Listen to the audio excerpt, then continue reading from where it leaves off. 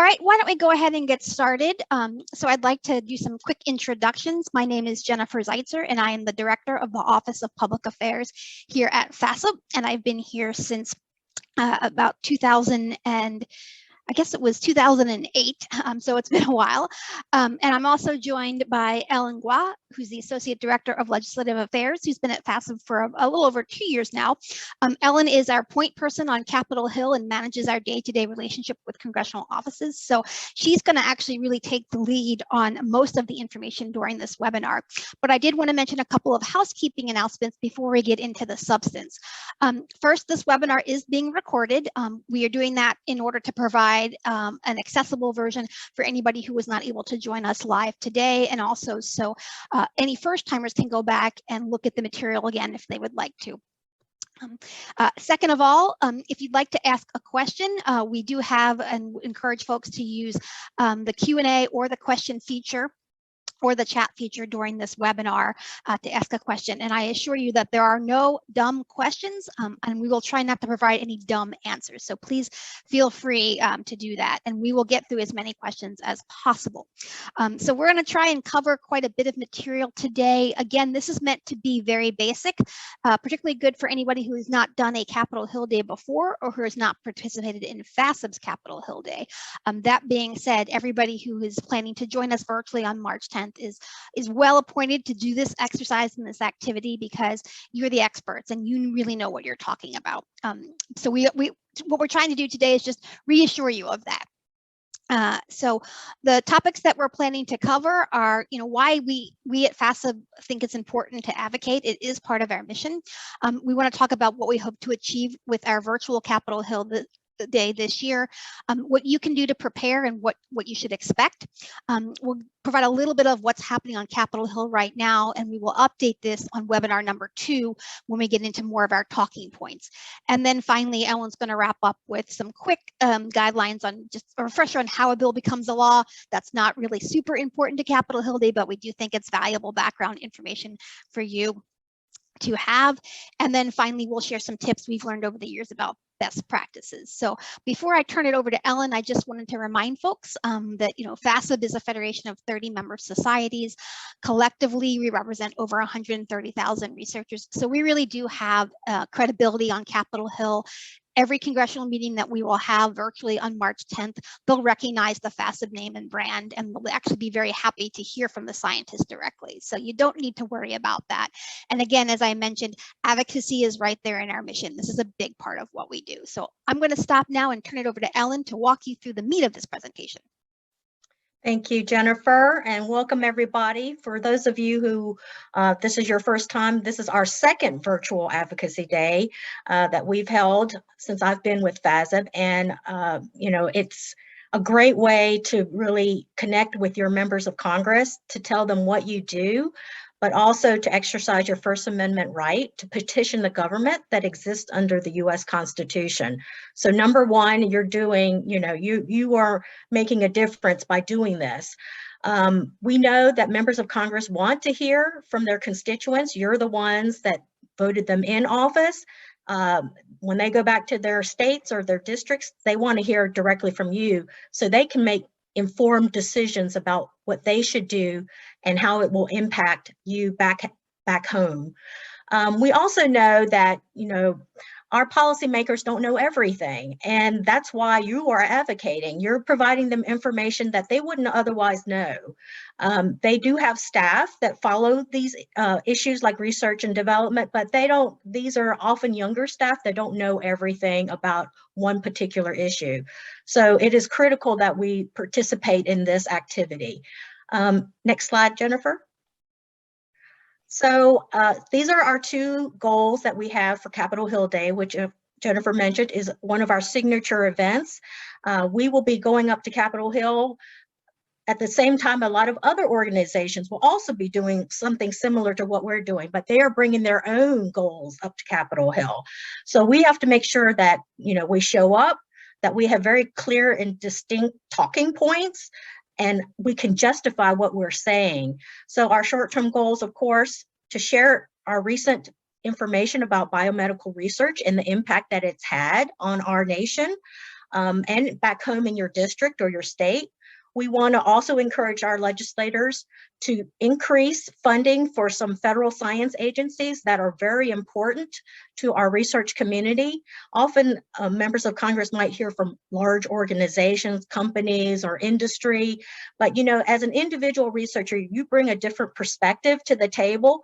You don't bring that big organizational kind of mindset. You bring that personal connection back home in the labs or in that academic institution, and that really makes a difference.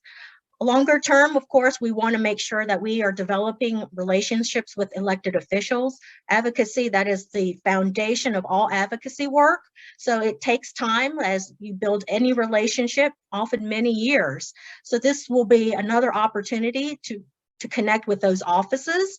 And also we want to make sure that they understand that the work that you're doing back in the districts, they have impacts on people right here and right now. And they also impact the broader national debate about issues such as climate change, the environment, what we should be doing in terms of making sure that our biomedical research enterprise is a healthy one and is a competitive one when it comes to how the US will compete with other countries. Next slide, please. So as you prepare for Capitol Hill Day, I strongly recommend that you go visit the senators as well as the representatives' websites. Look at their Twitter feeds, look at their social media, and I'm going to show you how to do this. If you don't normally do this, look specifically for what they're doing on healthcare and on research and development or on education. Those are some of the topics that we'll kind of we pull in when we're dealing with Capitol Hill. That's kind of our focus area. Also, we are going to be providing you with the talking points and funding data that you're going to need. You will get it in plenty of time before Capitol Hill Day, so you'll have the time to look over them. So we're already providing you with what you can say. We are asking you as that individual researcher to come up there and also bring an added story that they wouldn't otherwise know. And also, we encourage you in preparation, if you have some one-page brochure about your university or something about the infographics on, biomedical research and its impact, these are things that you can provide to that office after the fact. We will be providing you with their email addresses, and we will be asking you also to thank them for meeting with you, because a lot of people are trying to meet with them at the same time. So these are going to be very short meetings. They'll probably maximum be 15 minutes. So getting to the point, explaining to them how your work is impacting jobs locally, whether it's a direct job or indirect job with the support services, and how your work can also provide new knowledge, because we need new knowledge in order to advance the biomedical enterprise. Next slide, please. And if you go to our FASEB website and you type in the search engine, Legislative Action Center, it will pull up this page for you. We currently have a grassroots activation alert up to ask Congress to complete fiscal year 22's government funding. As of today, we're hearing that could potentially, it's getting closer and closer, but we probably are going to have another CR. Our current continuing resolution is until February the 18th. There's a likelihood of another short-term CR until March the 11th, but the House and Senate appropriators are negotiating, and that is a very good sign for you as advocates to know that this progress is moving forward. When you go to the Legislative Action Center, in the bottom right-hand corner, you'll be able to put in your address and your zip code. It will immediately pull up your 2 senators and your House member. From there, you can actually click on more details, and there you will see the Facebook, as well as the Twitter feed, as well as information about the committees that your member sits on, and a little biographical information. So it's all there in one place for you to go. And I encourage you, when you visit these websites, sign up for their newsletters, because this is an opportunity for you to really see what they are working on. And oftentimes they'll email you at a later time and ask for your input about things that they should be focusing on. They'll also provide you information about their in-district events, where you can show up at a virtual town hall or an in-person town hall and hear what they're talking about and what other people, other constituents have that are of concern. So these are really good opportunities to learn immediately about what is going on their agenda. Next slide, please, Jennifer. So in terms of the Capitol Hill environment, we are in the 117th Congress. This is the second session. This is the last session of the 117th. As you know, the Senate is 50 Democrats and there are 50 Republicans, with Vice President Harris basically deciding any tie votes. So with this type of very thin split between the House, between the Republicans and the Democrats, you have a situation where you really have to get other members from the other side of the aisle to support your legislation in the Senate. You need 60 votes basically to pass legislation in the Senate. You may have been hearing about things like the Build Back Better plan and reconciliation. Those efforts are partisan led and they only need 50 votes and there are 50 Democratic votes. But even that is difficult to get at this time. Within any party, in the Democratic Party, you have more moderates, you have very liberals. So that faction makes it difficult to reach the 50 votes that they need for like reconciliation legislation. This year, we are going to have our midterm elections on November the 8th. So if you haven't already signed up to be sure that you know where your polling place is, that's something you should do. We have all 435 members of Congress up for re-election, and the Republicans are hoping that they will be able to overtake the House and regain it with the 5 seats that they need in order to get that control. So politics is ingrained in Capitol Hill, but we as advocates, when you go up there, it's bipartisan. We don't ask you to reveal your personal preferences for party, and we don't ask you to play to any political leanings either. The messaging should be enough to move forward with what we're trying to achieve. In terms of the appropriations process, as you can see, I've already mentioned earlier that there's a possibility of omnibus after a second CR is done by March the 11th. We know that Congress is going to be working on a supplemental COVID-19 bill. There's disaster relief money that the White House also wants to see happen. Those things could be added on to the fiscal year 22 appropriations process, so it makes it even more complex. I mentioned Build Back Better. That is that social reform bill that President Biden and the Democratic Party are trying to push forward, but we know that there are obstacles to moving that forward because they don't have the votes. COVID has actually taken out certain Democratic senators because they either had a stroke or they had COVID. So sometimes you just don't have the votes that you need in order to move forward. Also, we have on Capitol Hill the ability to possibly have a new agency called ARPA-H. The Advanced Research Projects Agency is an initiative of President Biden to accelerate innovations, biomedical innovations, to the bedside. We're also seeing a lot of work being done on US and China competitiveness bills. The Senate last year passed the USICA bill, and the House just last week passed a similar piece of legislation on US-China competitiveness, but it has so many other areas in it, like STEM, workforce development, immigration. So there is a lot in these bills, and eventually the House and the Senate will have to reconcile the two so that they have exactly the same language that they can send to the president. But it is also a high priority issue for this administration. And we also have, again, a vacant seat on the US Supreme Court, and this will be President Biden's opportunity to put his first nominee on the US Supreme Court. Next slide, please.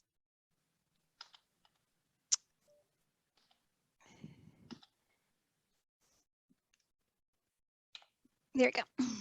Oh, okay. So what we have here is, this is kind of an outline of what a typical office looks like. You have a chief of staff that oversees the legislator's office. The chief of staff often is a person that has been with that member of Congress for a long period of time. They may have been on the campaign trail when that person was running for Congress. So they're very they're very intimate and confidants of that member's office. There's an LD that manages the overall legislative team, and under that legislative team, you're going to often find at least 2 to 3, if not more, legislative assistants. The legislative assistants are often people that are on the younger side in the House. On the Senate side, it tends to be a little older, but they often don't have the expertise that you are bringing to the table about healthcare issues or about education. So, and they have many issues that they have to follow for their member of Congress, right? And many committees that they have to follow. So this is an opportunity for you to kind of highlight, oh, you should be paying attention to this issue because this is how it affects, you know, the people back in your district and affects me as a researcher. And next slide, please. This is just a brief outline of how a bill becomes a law. You know, this process can always be changed a little, but basically the House has its own committees, the Senate has its own committees. A bill is introduced by members of Congress. Sometimes they're bipartisan, sometimes they're not. But the bills that move tend to be the ones where their party is in charge. So they go through a hearing process where people testify about what this legislation will do. If it's you know, usually the people testifying at a hearing are often pro the bill, but there's always, you know, the opportunity to have dissenting voices too. And then the members will go through a markup where they provide amendments to that bill at the subcommittee level and at the full committee level. Once that bill leaves the committee, then it has the opportunity to go to, on the House side, the House floor. If it's the Senate, of course, it's the Senate floor. But the processes are similar, and eventually coming to a conference where conferees are determined, and those are the folks that determine what the actual legislation will be, and that legislation will have to be voted on between the House and Senate before it's sent to the president. So there's so many things that can happen as a bill moves through the process and is being amended, but eventually, you know, things do move through that process and we have a law, and that is printed, codified in the US statutes, and then the regulatory process begins to determine how to actually implement and execute it. Next slide, please. So in terms of best practices for advocacy, like I said, it's always important to go visit that member's website, see what their viewpoints are on the issues. If they have supported, for example, NIH funding in the past or NSF funding, you know, thank them for that. Thank them for the work that they have done, because often, you know, that's a great way to show that, you know, you are watching what they are doing. The staff that will be meeting with, and sometimes there will be members on the call, but the staff are very important. They may be young, but that doesn't mean that they're not important. They have so much power up on Capitol Hill. A staffer that you meet today may become the chief of staff or become a staff director later down the road. So working on Capitol Hill is a really a thrilling process. You have so much impact, and that's why the staff are up there. You know, there are still staff up there from January the 6th of last year that went through the difficulties, and there are still staff that are traumatized by that event. It is not something that we take lightly. Our president this year on January the 6th actually reached out to staff on Capitol Hill, expressing our appreciation for the work that they do and the public service they provide in the midst of these very difficult times. And staff do appreciate that. When you talk during your advocacy day, please try to be brief because there will be others on that call with you that will also want to share their story. You have to understand that the staffers may be doing multiple things while they're listening to you. They may be on mute and they'll listen to you, but they may be taking notes, or somebody may come into their office. So don't think of that as a negative thing. It's just that they are trying to move the ball forward and there's just so much coming at them at once. But make sure you make your priority up front so they realize, okay, why am I having this meeting? What do you really want? Be direct and to the point. It really makes a difference, because you don't want to leave the meeting and they're wondering, well, why did I spend 15 minutes talking to you? I didn't get the point of that meeting. So make sure that you make that priority ask up front, and then follow it up with that story and with the thank yous. Next slide, please. So some things we ask you not to do, of course, is a lot of the staff don't necessarily have scientific backgrounds. They have backgrounds in the humanities or political science. But that doesn't mean that they're not learning about what's going on in the scientific enterprise. So don't use scientific jargon. Please don't recite your CV. The fact that you're there, that you're constituent, is enough. Don't give them a pop quiz about, what did we just talk to you about today? Don't do that. And please avoid using any stereotypes based on political affiliation about what a person may believe. That's where looking at that website and understanding their viewpoints is important. If they say something to you that you find offensive, don't argue with them. They may just be having a bad day, or they didn't realize that they offended you. Just don't argue with them and move on. And don't get discouraged if the staffer doesn't say anything to you or just nods their head. That doesn't mean that they're not listening. They're taking in that information and they're going to regurgitate that back to their member of Congress. That is their job. And the more people that are on these calls and they're engaged in advocacy, that makes a difference, because it shows that you all care about these points that we're making. Next slide, please. So I want to thank you again for your willingness to participate in advocacy. It is critical to the work that we do here at FASEB, and you are making a difference. So Jennifer, I'm happy to take any questions that might be in the chat. Okay, great. I just had to close out of the slideshow there so I can pull up the chat. And while I do that, okay, let's go there. I see a couple things right now. So first things first, someone has asked if we can add to the chat the link to Legislative Action Center. So I will do that while you answer some questions. So just give me another 5 or 10 seconds to pull up that link for the person who asked about that. But we also have 2 questions already ready to go. So I'm going to read the questions, and Ellen and I will sort of tag team our response. So the first one is an excellent question. Will we be meeting members of Congress individually or as a group of scientists? It would be good to know what others plan to emphasize so that we either amplify the message or offer a slightly different perspective. Ellen, do you want to take that? So normally in these meetings, you're going to be assigned, we have a third party that's helping us to schedule these meetings. And you may not hear about your actual meeting until almost a week before, but that is a typical process, because the scheduler is trying to see where their member needs to be and where the appropriate staff needs to be. So you may meet with an individual member of Congress, but you may not. You may meet only with the legislative assistant, but that's fine. You're meeting with that office. That's the first point, is to get a meeting with that office. As to what the others may be saying in your group, what we have done in the past is we can provide the email addresses of those people that are in your group so that you all can get together and talk among yourselves ahead of time. It's not something that we necessarily have to do for you. I think it's better if as a group leader, if you are assigned a group leader, then you pull together that group and just introduce yourselves, where you're from. This is the story I'm going to tell. This is the story I want to tell. That kind of buttresses those talking points that we're going to give you for Capitol Hill Day. So that's kind of where I see that going. But do take the initiative to have that meeting. And I think that's a really good point.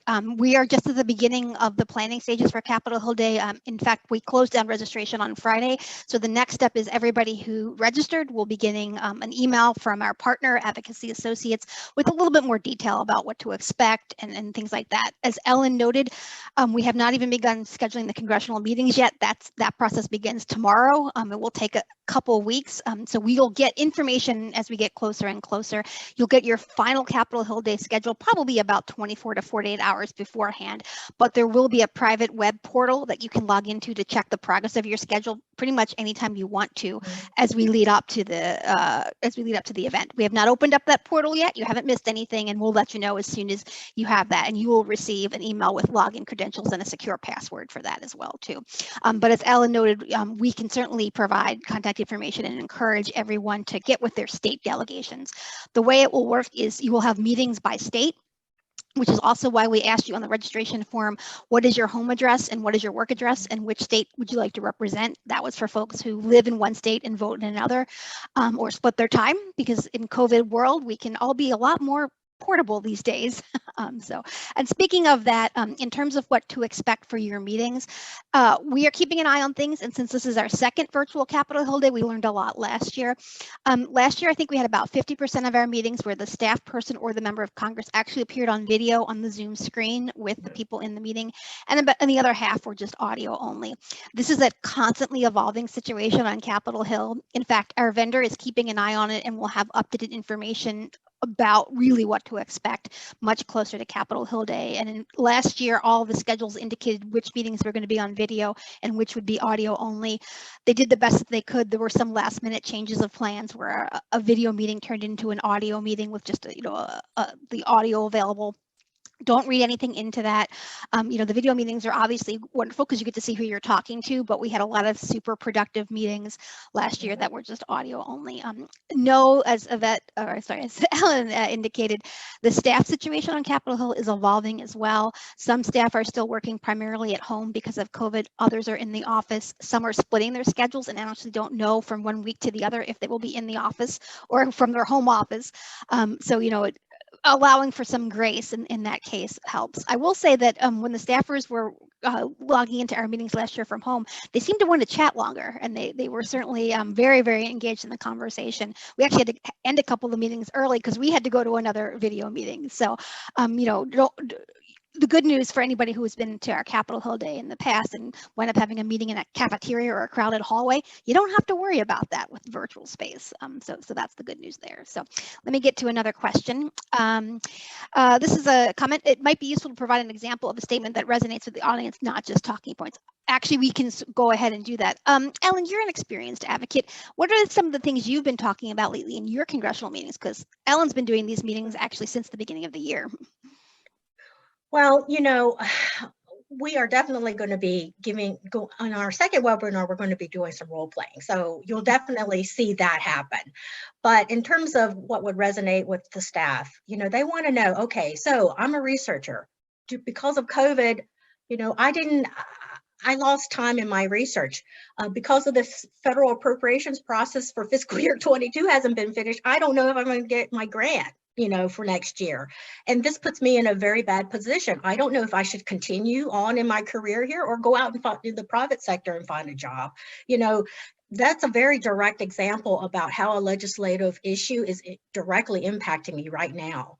When it comes to our talking points, we're going to be asking for a certain amount of funding, hopefully for NIH for fiscal year 23, if we know for sure what the fiscal year 22 number is, but that hasn't been determined yet. So what you want to do there is you want to say, well, my institution, we have so many researchers funded by NIH, and they're doing research in this area and that area. And this work actually helps us learn more about this particular disease area. So something to that effect is going to be, that will resonate with them. Everyone cares about health. Everyone has gone through the pandemic. We know NIH research and even NSF research has supported these efforts to make sure that we have the vaccine, to determine how the virus is actually impacting the human body. So that research has a direct impact on our knowledge of the current situation. And I think that's a good point. So one of the unique aspects about FASEB is that we're one of the few organizations that actually brings real life scientists virtually and in real time when that happens to Capitol Hill to speak with congressional aides. So in many cases, this is an opportunity for the aide or the person that you meet with to talk to an actual working scientist. So feel free to share personal examples of your work or what it's been like to try and to do research in this current environment. What it is that you're working on right now that's particularly exciting, especially if you're in the middle of a funded grant and you've got some really exciting results to share. Keep it very high level. Things like, well, we're working on a grant to measure the growth in cancer tumor cells and whether or not specific drugs can help minimize that. Or we're looking at long-term impacts of heart disease and ways that we can help people manage chronic heart disease. So keep it as high level as possible, not too sciencey. I don't mean that to be offensive, but because the people that you're talking to probably don't have a big science background. So think of this as an opportunity to share a personal story and kind of put yourself in the other person's shoes. They're excited, they're here, they're getting a chance to talk to a real life working scientist. So give them information that they wouldn't necessarily be able to pick up off Google. That's my number one tip, especially if you're NIH or NSF funded, or you're putting, you've just put in for a grant that you're very excited about. You can share, hey, I work on a research team. We're just waiting for the good news from NIH that our grant might be funded. Or if NIH can't fund this research, we don't have very many opportunities to get funding elsewhere. Also very important to talk about the different parts of the biomedical research enterprise. It's not just the research that's done at universities, but the partnership with pharmaceutical companies and startups and biotechnology firms that are helping to, let's say, create better diagnostics for COVID or COVID tests. So think about all the different parts. Talk about your collaborations. If you work with a research team or you happen to be paired with someone from industry, by all means, talk about what is it like to be a scientist working with someone else? Why do you work in teams? Why do researchers seemingly investigate the same question over and over again? In some cases, you may have individuals who are not very knowledgeable about the scientific process itself. And as Ellen noted, try not to be horrified or concerned if an aide that you meet with says something that isn't quite true. Please do your best to correct the record in a polite and respectful way. And then you can also follow up with them via email with more information. I mean, FASEB is very much aware that there's a lot of things on the internet that are available right now. The accuracy of the information can be questioned in many cases. And so it's not our job to fix all of that, but we certainly can use our upcoming virtual Hill Day as an opportunity to help bring, information to audiences that may not be getting it from other sources. So let me pull up the next question. Hold on one second. Let's see, okay. Another great one, will we be meeting only with our state legislators or randomly? Ellen. Well, FASEB advocates at the federal level, so you'll be meeting hopefully with your 2 senators from your state as well as your representative. So we don't, go to the state level of like the state legislature. So if that's what you meant, but who you're going to meet with still hasn't been determined. As Jennifer said, we are working on getting those meetings set up. So that takes time. Yeah. And that being said, if you're from Texas, you'll be asked to meet with the senators and representatives from Texas. We won't send you to a meeting with Florida, for example. One of the things that we pride ourselves on is, again, bringing constituents to the conversation. So most members of Congress, most senators, really, while they care about what people think, they really want to know what their own constituents think. Those who live and work in their state or may or may not vote for them. So yeah, we will not put you in a situation where you have to speak to research in a completely different state. That being said, if you do have a partner or a collaborator with another state, you can certainly mention that, but the focus should be on your state, either whatever state you're representing for us for our virtual Capitol Hill Day. And if you don't remember what state you signed up for, please be in touch and we can certainly remind you which one it was. That's for our dual state residents who we love and appreciate as part of our advocacy. Here's another question that I'm sure may be on some people's minds.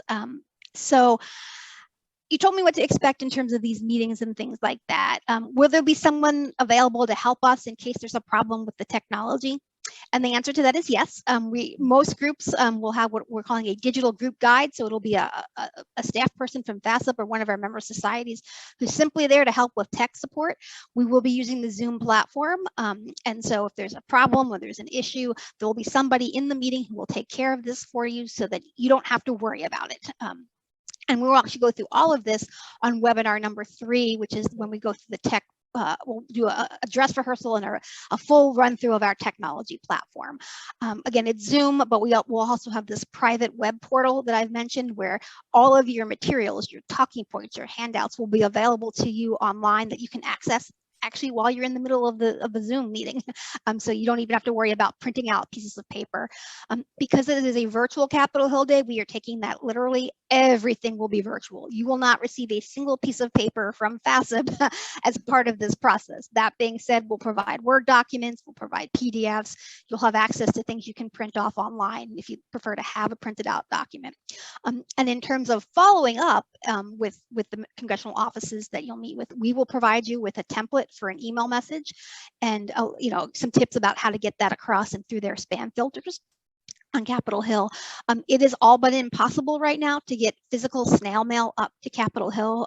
For those who don't know, the Capitol complex is still largely closed to the public. There are some meetings taking place. It's very difficult. It requires extra security and just a lot of logistics that we could not deal with as a small FASEB staff, which is why we're part of the reason we're virtual this year. So you will have access to all of these things in plenty of time. So that you can go through them. And webinar number 2, which is coming up next week, we'll do a little role play to really kind of simulate what a congressional meeting might look like, might sound like, some of the issues that you might encounter. And we've recruited some longtime FASEB advocates who will actually be with us virtually on March 10th to participate in that as well too. Let me check and see if there's any more questions, Ellen. Anything else, Ellen, that you could think of that we forgot to mention or that might be useful? I think you covered it. This is going to be recorded. All the other webinars will be too. So I encourage you to listen to them. And, even the day of your event, go to your portal because your meetings could be changed. So you will get notifications ahead of time, telling you, oh, your meeting is in the next hour. So we are doing as much as possible to keep you on schedule. And there is going to be live staff help over with our vendor that will be available through the portal. So if people don't show up on time, don't leave. At least stay on there for the next 10 minutes. People are running late, moving from one meeting to the other. So those are the kind of things that I could just add. Okay. And I just dropped our contact information into the chat. We do encourage you to be in touch with us, whether or not you think of a question after we end today or 3 weeks from now when you wake up in the middle of the night and something comes to your mind. We're here to answer all your questions. And again, there are no dumb questions, and we will do our best not to provide any dumb answers. Also, just a reminder, everybody registered for Capitol Hill Day will automatically receive copies of these archive recordings. So you can go ahead and ask me for it, but know that you'll be sent a copy of this, and it will go to the email address that you gave us in when you registered. So that's why we asked for the preferred email address. And as Ellen noted, we'll have reminders available, especially because we've got meetings going across different time zones. So for the East Coasters, it looks like a typical day. Your meetings will take place between 9 a.m. and about 5 p.m. Those on the West Coast, we have asked that no meeting be scheduled before 9 a.m. Pacific time. So that's noon here on the East Coast on Capitol Hill. So your day will be a little bit more truncated, but it's also so we don't have anybody having to get out of bed at an unholy hour for a meeting. And the folks in the Central Time Zone aren't as much affected by that as well. So again, everybody will automatically receive a copy of this recording. All right, is there anything else that people want to ask? All right, well, thank you again for joining us today. We will have this posted, this archive posting on the FASEB YouTube site, probably in 3 to 4 business days. We'll send you the link so you can watch it again if you'd like. And please be in touch with us in the meantime if you have any questions or actually suggestions as well too, especially as we start to refine the messaging and our talking points. We are going to be a little bit more real time than usual because of the situation on Capitol Hill very much shifting this year. Normally we would be talking about a future year's budget cycle, but given where things stand right now, we might actually be talking about something that hasn't been finished yet for fiscal year 2022. So that's why we're being a little bit more hesitant in releasing talking points right now, but we promise that we will get those out within the next week or two. All right, thanks to everyone then for your participation today and for your questions. And we look forward to seeing you, if not next week for the next webinar, then certainly virtually on March 10th for our very impressive Capitol Hill Day. We have over 70 people registered, so we're really excited by this. Thank you all and have a great afternoon.